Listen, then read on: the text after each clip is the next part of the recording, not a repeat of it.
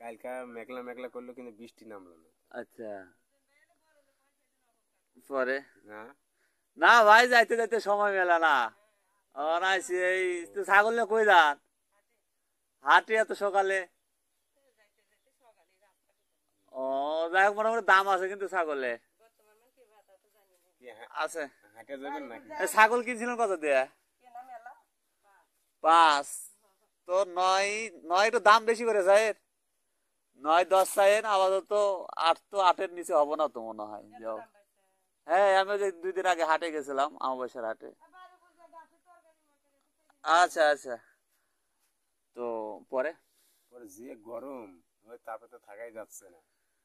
তা তো আছে গরম। তারপরে এখন বর্তমান অবস্থা কি বোঝা যায়? অবস্থা ধানের কোনো সমস্যা? ধানের তো কোনো মানে সমস্যা, পর্যাপ্ত সমস্যা নাকি? ধানের তো সমস্যা হইতেই পারে।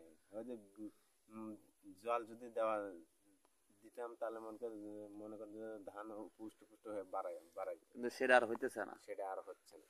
আচ্ছা, তাতে কি ধানের প্রতি রুচি আছে নাকি অন্য কিছু?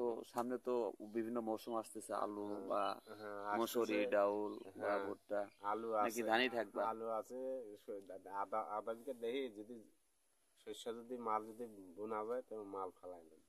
শস্যা শস্যা, হুম কারণ শস্য আসলে তেলের একটা ঘাটতি পূরণ হবো, হুম কিন্তু হুম। ধানে লাভ নাই নাকি? ধান ধান ধান এতে কত বছর ধরে আবাদ করো তাও? হুম তা মানে ধান চাষ করতেছো কত বছর তা হলো? তো মনে করতে 2020-25 সাল থেকে।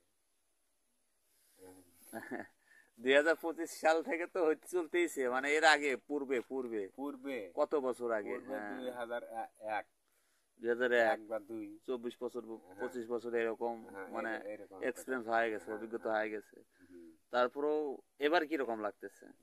এবার তো মনে করে ধানের কন্ডিশন কিছু বোঝা যাচ্ছে এটা এখন। কারণ কি? অতিরিক্ত এর আগে বৃষ্টি বাদল নাকি এই কারণে? অতিরিক্ত মনে হয় আর এর আগে তো ভালোই বৃষ্টি বাদল হয়েছে, আচ্ছা কিন্তু মনে করতে ওই সময় অনেকে গাড়া যায় না, তার বৃষ্টি বাদল বৃষ্টি যখন টানছে তখন গাড়ছে।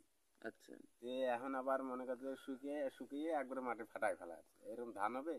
এখন তো ধান ফুল দমে। তাও ধান আসতে আসতে কতদিন হবে? তা 1 মাস লাগবে। 1 মাস? হুম। 1 মাস না আমরা না ধরি, প্রায় যেগুলো আমি ধানের কন্ডিশন দেখতেছি, প্রায় 20-25 দিন এরকম হলে টোটাল মোটামুটি হ্যাঁ চলে আসতেছে, হ্যাঁ কিন্তু ওইরকম হবে। ওই মাটি একবার শুকিয়ে গেছে কিন্তু। হ্যাঁ মাঠে শুকিয়ে একবার ফাটে হা হয়ে গেছে। এখন পর্যাপ্ত পানির বুদ্ধি, এখন বিকল্প বুদ্ধি কিছু করা যায় না?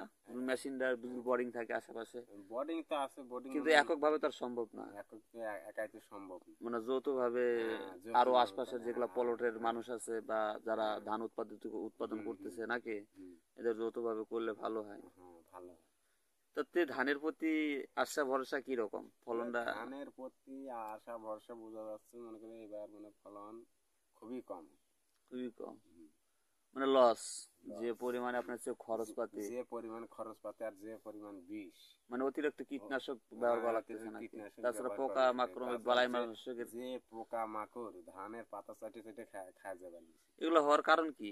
কি কারণ যে এটাই তো আমি বুঝলাম না। অতিরিক্ত হয়তো বা আগে যে নিম্নচাপের কারণে বৃষ্টি বাদলে হুম, হুম, নাকি? হুম। আর এখন আবার এমন একটা সময়, এমন একটা সময় যে রোদ পড়ছে ওই রোদের মধ্যে মনে করছে ধান তো মনে করছে এমনিতে থড়মড়া হয়।